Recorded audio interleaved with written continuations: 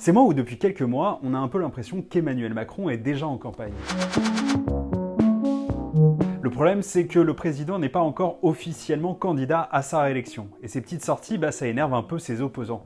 Je pense que maintenant, il est clair que Emmanuel Macron est en campagne. Il serait plus simple de le dire, voilà.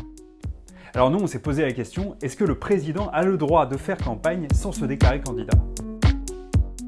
Pour qu'un déplacement du président de la République ne soit pas considéré comme un acte de campagne, il ne faut pas qu'il y ait la présence ou l'engagement du parti politique, il ne faut pas non plus qu'il y ait d'adhérents, de militants ou de sympathisants. Il ne faut pas non plus que la communication ou les moyens du parti politique soient utilisés. Et enfin, il ne faut pas que le président fasse de référence directe à ses concurrents politiques. Mais ce qui inquiète un peu plus les membres de l'opposition, c'est le temps de parole. On ne peut pas avoir un président candidat qui se fait ouvrir les chaînes de télévision à la demande et qui, pendant des heures, fait sa campagne, alors même que ses adversaires, eux, doivent se contenter de 5 minutes de duplex pour lui répondre.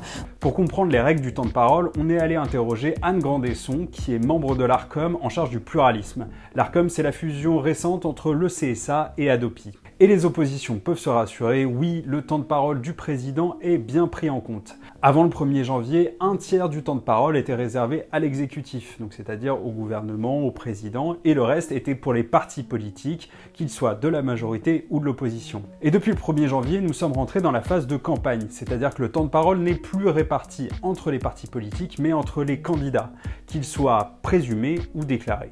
Et devinez quoi ? Oui, le président de la République est un candidat présumé à sa réélection. En temps voulu, j'annoncerai ma décision. Je vais déjà continuer à me battre jusqu'au bout.